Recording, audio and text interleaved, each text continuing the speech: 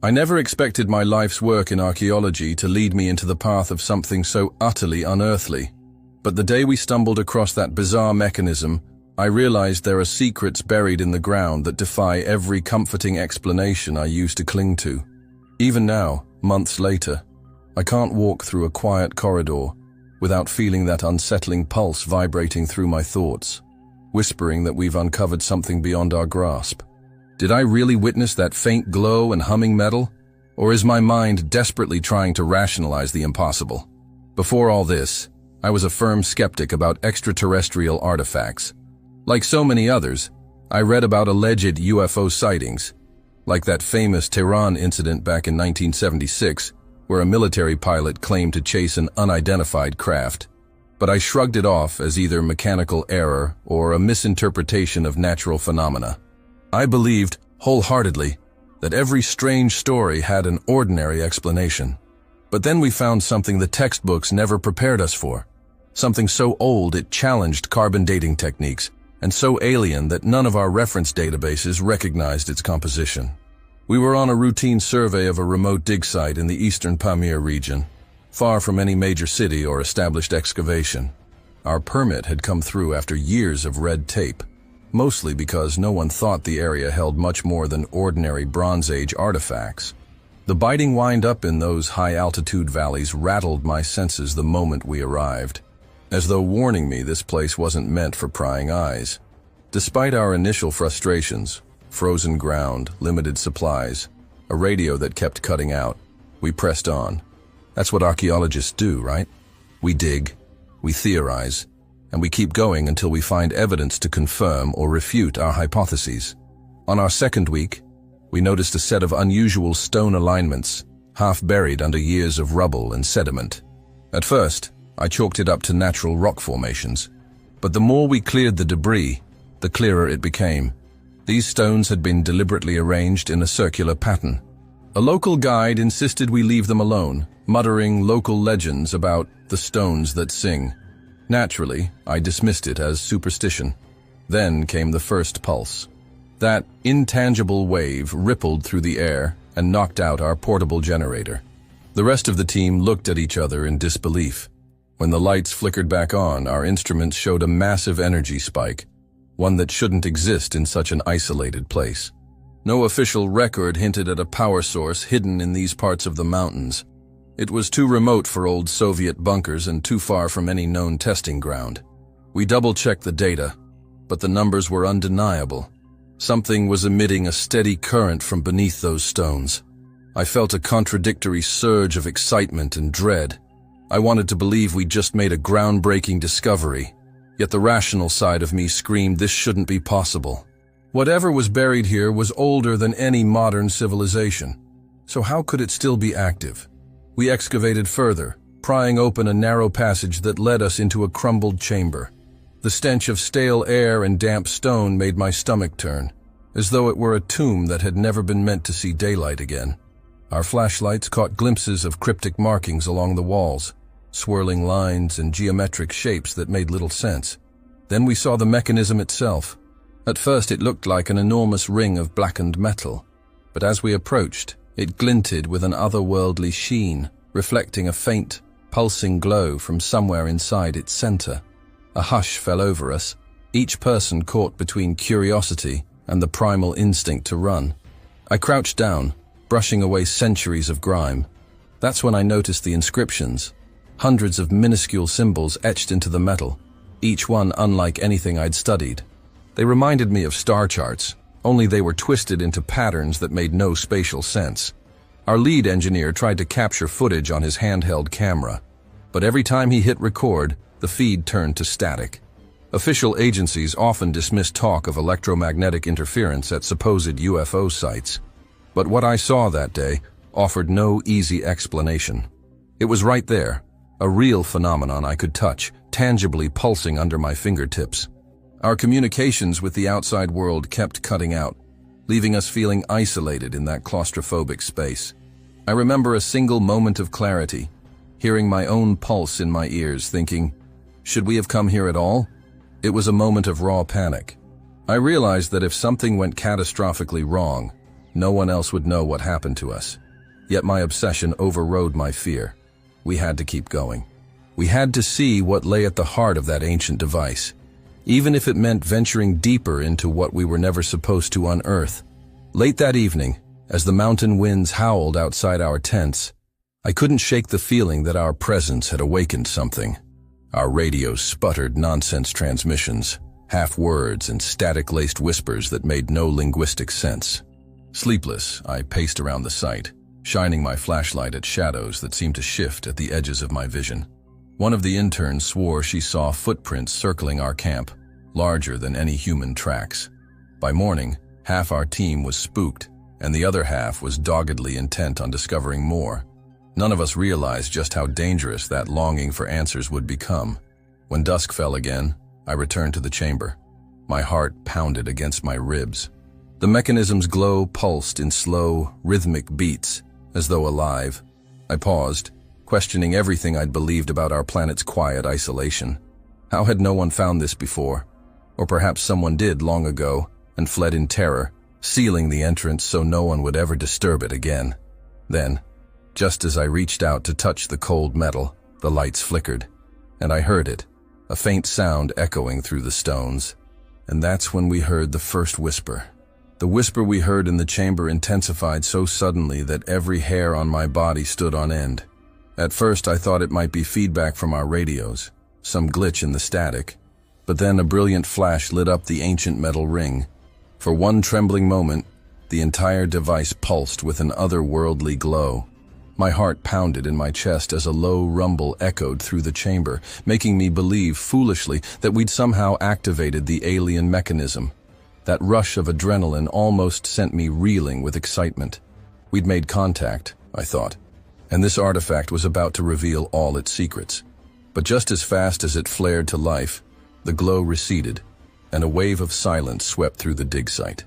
No cryptic voice spoke through the air. No cosmic blueprint appeared on the device's surface. We stood there stunned, waiting for something else to happen. A sign, a symbol, any clue at all. But the stone walls returned to their ancient quiet. The entire chamber fell back into darkness, lit only by the unsteady beams from our flashlights. Someone in the group let out a relieved laugh, as though we'd escaped an impending catastrophe. Yet my pulse refused to settle, and a deeper part of me knew we'd only glimpsed the tip of whatever was buried here. Our engineer, Tasha, insisted the surge must have been a voltage anomaly from our generator. Others believed it was the device itself reacting to our presence. Confusion quickly morphed into arguments. We were unprepared. We needed official oversight. We had no idea what dangerous forces we might unleash. I felt torn. My logical side warned we were in way over our heads, but my curiosity, and maybe my pride, kept whispering that this discovery was bigger than any fear I might have. It wasn't the first time an archaeological dig encountered unexplainable phenomena. Legends abound of strange energies at certain ancient sites, like the rumored electromagnetic disturbances at Göbekli Tepe. But this went beyond unexplained vibrations or faint anomalies. Something was undeniably alive in that device, waiting for the right conditions to awaken fully. Some of the team members wanted to leave immediately and contact the authorities, but we faced a practical dilemma. Our communication setup was barely functioning. The only radio that worked in the mountains gave out bursts of static more than it transmitted words, and the base camp satellite phone had died in the last storm. Under normal circumstances, we might have braved the mountainous trek back for help, but given the expense and the time constraints of our permit, we decided to push onward. After all, no one had been harmed, yet, and the phenomenon had lasted mere seconds before retreating like a wave at low tide. Even so, a sense of uneasy anticipation settled over us. That night, our campsite felt charged with tension. The wind carried echoes that seemed almost human, rattling our tents in unsettling rhythms. Every so often, the radio would emit a bizarre clicking sound, like it was trying to tune in to a distant broadcast. I kept recalling the historical mysteries I once dismissed, like the inexplicable explosion in Tunguska, often blamed on a meteor but lacking definitive proof. Could this remote chamber conceal a force powerful enough to mimic or outdo such cosmic oddities? Determined to learn more, we spent the next day cataloging every square inch of the structure, hoping to piece together an explanation. Strange symbols, half eroded by time, lined the walls in painstaking detail. Spirals, stars, and parallel lines that looked like they might represent coordinates or passages from some unknown text. One tablet had bizarre etchings that resembled a humanoid figure, arms raised to the sky, surrounded by arcs of light. I felt an irrational flicker of dread. The figure's shape was faint, yet it somehow conveyed both supplication and terror. Meanwhile, the group splintered. Two of our best researchers became obsessed with deciphering the inscriptions, barely eating or sleeping as they pored over sketches and photos. Another faction of the team wanted nothing more to do with the mechanism, convinced that activating it again might bring down catastrophe. A few blamed me for leading them down this path, eyes filled with distrust, as though I'd knowingly dragged them into a nightmare. Tasha refused to quit, though. She insisted on setting up new equipment to record any future pulses. "We need to be ready," she said, her voice wavering between excitement and fear. As the sun dipped behind the jagged mountain peaks, we ventured back into the chamber. The device was cold to the touch this time, but something about the air felt wrong. It felt heavier, as if gravity itself had intensified. My ears picked up a faint hum, so low it bordered on inaudible, resonating through the rock. The others heard it too, each of us glancing around in growing apprehension. The mechanism remained inert, but I couldn't shake the notion that we were just one stray action away from unleashing its true function. Then, while examining the carvings in a side tunnel, we discovered what appeared to be fresh scratch marks. They were large, irregular streaks, like something had been dragged across the stone, or had something been clawing its way out. A chill ran through me. Nobody on our team could explain it, and our local guide had left in a hurry earlier that day, refusing to spend another night in the Cursed Valley. We split up to search for any sign of a cave-in or collapsed passage, hoping it was just a structural shift. But with each step, our flashlights seemed to illuminate more questions than answers. Just as I started to think we might be overreacting, a desperate shout echoed from the far side of the chamber. "Come quick!" someone yelled. A battered section of wall had given way, revealing a deeper cavity beyond the main ring. We rushed over, hearts pounding in unison, but all we found was a pitch-black corridor leading into unfathomable darkness. The tension in the air tightened like a noose around my throat. We had reached a new boundary, one that felt distinctly wrong to cross. Then, in that oppressive silence, our flashlights caught a brief flicker of movement, something shifting in the shadows just beyond our reach. And at that moment, the hollow thud of my heartbeat was the only thing I heard before I realized that whatever was in there was waiting for us. Just when we thought the worst was over, we saw movement in the darkness. When we rushed back into the darkness, hearts racing, we found ourselves casting our flashlights wildly across the cracked walls, searching for any sign of movement. At first, there was nothing but stone and dust motes swirling in the beam. Then someone shouted, "Over here!" And we converged on a set of footprints pressed into a thin layer of damp earth. The tracks weren't human. They were elongated, like partial impressions of a large hand instead of a foot, trailing off into a deeper corridor. No one spoke, but the look on every face said the same thing. We were not alone in this ruin. Tasha tried to capture the prints on camera, but again, the memory card failed. In the wake of that ominous discovery, our group retreated to the main chamber, double-checking our supplies and comparing notes in hushed tones. Tensions soared as exhaustion and anxiety gnawed at us. Some of our gear had inexplicably died overnight. Flashlights, radio transmitters, even the battery-powered floodlight we'd set up. One of the researchers, Jason, admitted he'd glimpsed a figure in the flicker of his flashlight, standing near the ring-like device before vanishing behind a broken column. Another colleague scoffed, suggesting Jason's eyes were playing tricks.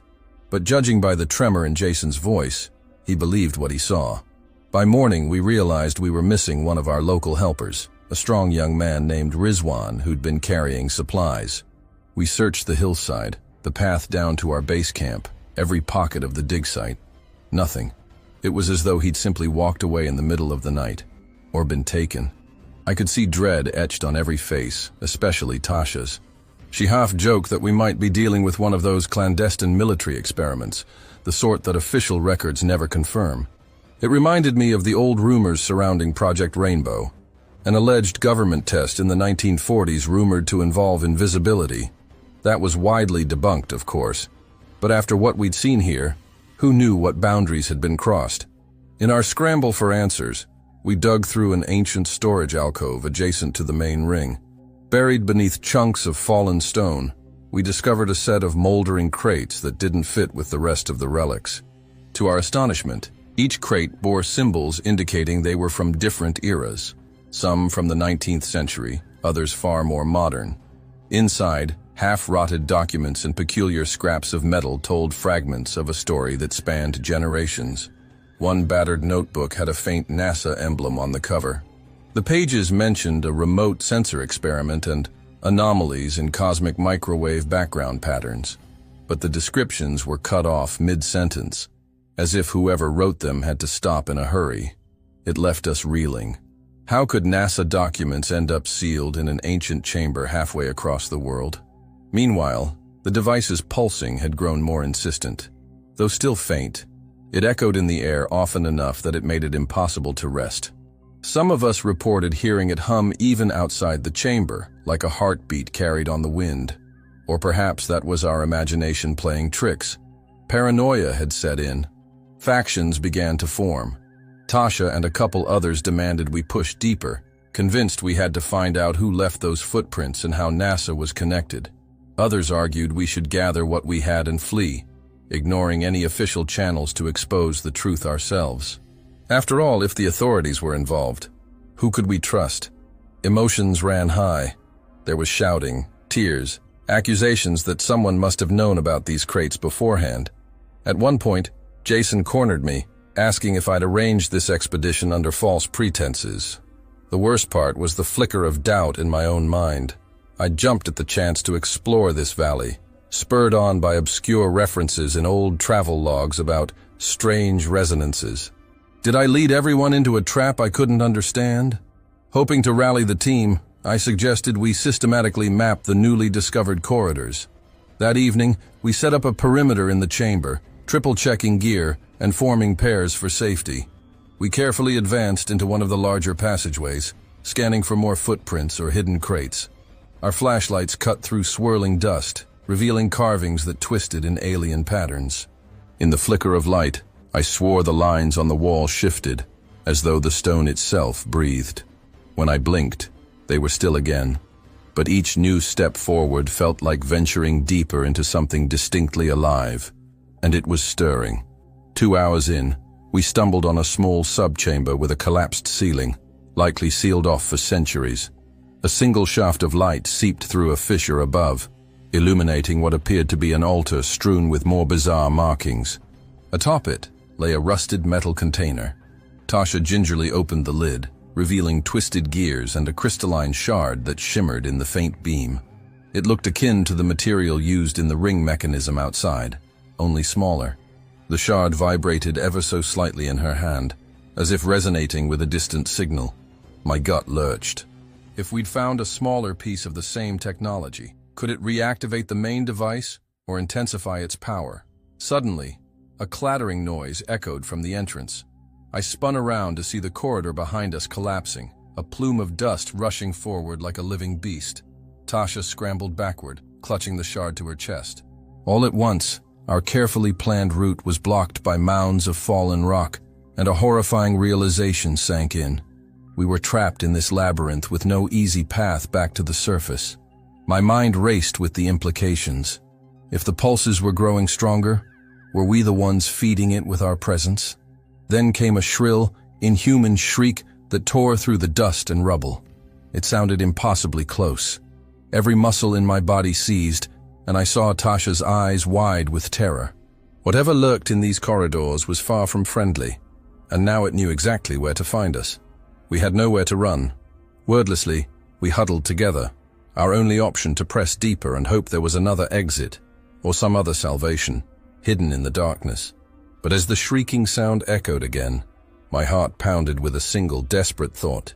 We might be marching straight toward the very thing we were trying to escape. And that's when the noise stopped abruptly, replaced by an even more frightening silence. We had just begun to realize the true scale of the nightmare surrounding us, when the glowing shard in Tasha's hand flared like a beacon, lighting up the chamber with an unearthly brilliance.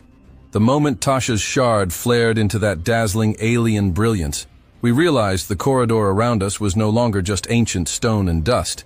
It was an active conduit, awakened by whatever cosmic energy coursed through the shard. Every etching on the walls began to shimmer like living veins. In that trembling light, we could see the corridor extended far deeper than our initial surveys indicated, spiraling downward as if it led to the bowels of the earth itself. For a split second, it felt like we were suspended in time, watching the impossible come to life around us. Then the brilliance shifted to a harsh, pulsating glow that made my eyes water. Somewhere in the distance, that same shriek we'd heard before erupted, louder and more desperate. Tasha clutched the shard to her chest, grimacing in pain, and we realized it was scorching hot. Jason pulled off his jacket and wrapped it around the shard so she could drop it without burning her hands. The second it hit the ground, the glow flickered as if fighting to stay alive, but the walls kept pulsing with faint luminescence, like they'd absorbed the shard's energy. We gathered our courage and pressed onward. The corridor twisted sharply, leading us to a vast chamber unlike any we'd seen. No collapsed columns, no rubble, just smooth stone walls carved with interlocking symbols. At the center stood another metal ring, larger and more elaborate than the one near the entrance. Suspended in its center was a black sphere, rotating slowly, suspended by some force beyond our understanding. With each rotation, the air crackled, and a wave of static electricity lifted the hair on my arms. That's when the realization hit. This wasn't just a leftover artifact or some tomb relic. The ring mechanism we initially discovered was merely a gateway, a smaller portal or receiver. What stood before us now looked like the central core of the entire structure, perhaps the source of the pulses we'd been feeling. My heart pounded in my ears as I took in the swirling patterns along the chamber's circumference. Each symbol seemed to depict not just star charts, but entire solar systems. Some I recognized from known constellations, others looked eerily unfamiliar. A terrifying thought flitted through my mind. Maybe these were maps of far-off galaxies, places no human had ever seen. As if reading my growing horror, Tasha finally let slip her hidden suspicion. She'd been piecing it together from the NASA documents in the crates we found, along with scraps of data she'd salvaged from her malfunctioning equipment. The pulses, they're signals, she said, her voice trembling. They've been sending out a transmission, or maybe receiving one. The hush that followed was suffocating. If these signals were ongoing, had they already reached something or someone beyond our world? Before we could respond, Jason pointed his flashlight toward the far side of the chamber. There, embedded in the wall, were what looked like massive tablets of the same strange alloy. Each one was etched with columns of alien script, interspersed with images of beings we couldn't quite identify. Some resembled the humanoid figure we saw in the corridor earlier, arms raised, bodies elongated. Others were simply too bizarre to categorize, a jumble of appendages and swirling forms. One tablet depicted a horrifying scene. These beings stepping through a ring-like structure, emerging into a place that looked remarkably like our chamber. The carvings seemed to show them spreading across the land, leaving chaos in their wake. A sick feeling settled in my stomach. I thought about the footprints we found, about Rizwan vanishing, about the nightmarish shrieks echoing from unseen depths. The ring wasn't meant for us. It was a sealed portal, kept dormant for a reason. Ancient people, maybe even multiple civilizations, had discovered how dangerous this link to unknown realms could be, and sealed it away. Now our meddling threatened to open it again. I felt a sudden, crushing weight of responsibility. All my life, I'd sought answers in the relics of the past, never suspecting I might uncover something that could doom us. My mind raced. If the pulses were a call, was there still time to stop it from completing whatever cosmic handshake it had started? Or were we already too late? The answer came in the form of thunderous vibrations that nearly threw us off our feet. The black sphere at the center began rotating faster. throwing off arcs of strange energy that danced across the stone floor. I shouted for everyone to move back, but Tasha just stared in awe, tears streaming down her face. "They're coming," she muttered, her voice small. I didn't dare ask who she meant, because I suspected the answer was more than I could handle. Then, in a frenzy of panic, we scrambled to find a way to shut it all down. We tore through the scattered documents for any hint of how the portal might be deactivated. None of the texts were straightforward. They were half in code, half in ancient script. One page suggested reversing the polarity of the device's core frequency, a wild guess in any rational sense, but it was all we had. Tasha tried to rig a makeshift interface with her busted equipment, hooking wires and power cells to the shard. Sparks flew, filling the air with a sharp metallic tang. Our only hope was to overload the mechanism before the gateway fully established its connection. But as soon as she hit the switch, the glow intensified. The thunderous vibrations rocketed to a near-deafening pitch, and that wailing from the depths returned with renewed fury. For a split second, the chamber lit up as bright as midday, revealing shapes moving at the periphery of our vision. Tall, spindly silhouettes inching closer. My breath caught in my throat. Were they phantoms, or had something truly crossed over? It was too late to wonder. The machinery roared, then sputtered, the ring's surface turning white-hot. We dove away from the center, certain an explosion was imminent. But all that happened was a final, piercing hum that rattled the walls and made my teeth ache. Then the mechanism powered up fully, and everything went dark. In the instant, the mechanism roared to life and the world went black. I felt certain we were gone, torn apart by forces beyond comprehension. But then, in a burst of frigid air, my senses returned. A faint glow skimmed across the chamber like dying embers in a fire, revealing Tasha crumpled to the ground. I rushed to her side, desperately checking her pulse. She stirred, eyes fluttering open, still clinging to the singed remains of her makeshift rig. Around us, the colossal metal ring that once pulsed with alien energy had gone dull and silent. As if whatever animated it had retreated, we staggered through the shadowy corridors, following a thin crack of daylight from above. In a twist of ironic luck, another section of the cave-in had shifted during the final surge, carving an escape route back to the surface. Never had I felt so relieved to breathe open air, yet the wind that greeted us carried a different chill than before. It felt charged, tinged with the residue of everything that had happened underground. Over the following days, our ragged group regrouped at the base camp, trying to piece together exactly what we'd done. The mechanism's ring was inert, but the gloom lingering in our minds suggested it might be far from destroyed. Tasha, pale and trembling, confessed that in those last moments, she'd glimpsed something through the distortions of light. A tear in reality itself, maybe, or a corridor of shimmering silhouettes. She swore she saw shapes crossing over. When we pressed for more details, she went silent, only muttering about ancient gods and cosmic tides we never learned to measure. Then authorities arrived, descending on the dig site without warning. Unmarked helicopters buzzed overhead, and stern-faced men in dark jackets demanded we turn over all findings. They confiscated our equipment, sealed off the ruins, and escorted us to a makeshift debriefing tent at the edge of the valley. None of us recognized the insignias on their uniforms. We were told to sign lengthy non-disclosure agreements, threatened with dire legal consequences if we spoke publicly. At first we resisted, but after days of intimidation and an uncanny sense that these people knew more about our discovery than we did, our resistance cracked. They ushered us out of the mountains on transport trucks, never allowing us a final look back. Even so, the nightmares followed us. Night after night, I dreamed of that swirling black sphere spinning in the darkness, of something behind it pushing to break through.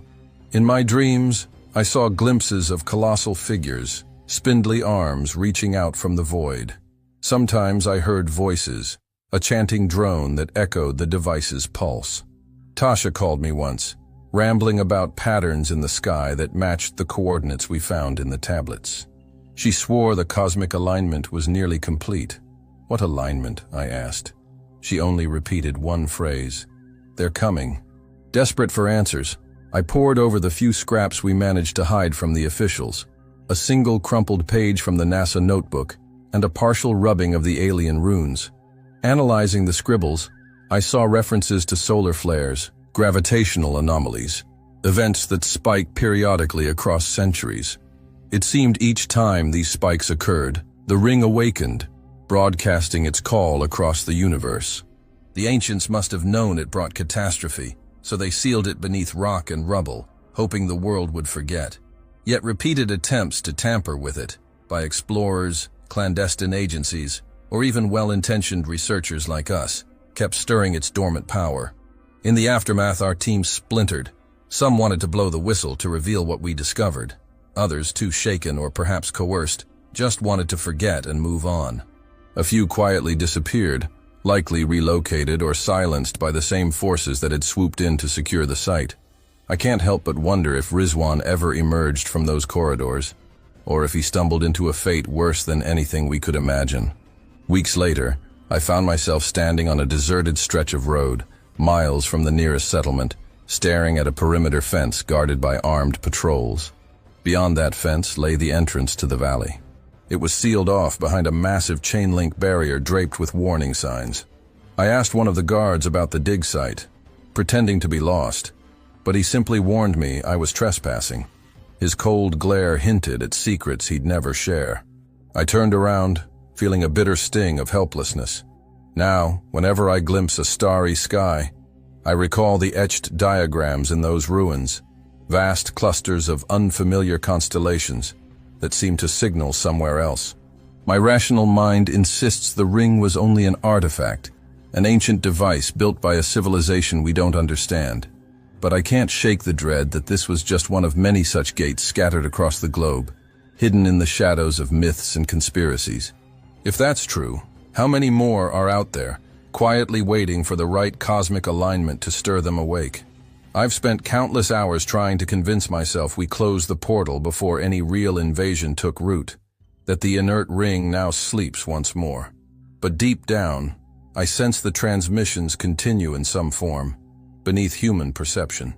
Maybe the mechanism called out long enough to pierce the cosmic veil, lighting a path for whatever answers back. The possibility haunts me. It makes me question everything we believe about our world, our fragile place in the grander scheme of the universe. Because if one thing is certain, it's that these secrets linger just behind the curtain of reality, beyond the corners of our limited sight. If this was hidden for millennia, what else lies buried, waiting? Hello, agents. If you enjoyed these stories, make sure to like and subscribe, and there's another one waiting for you right here.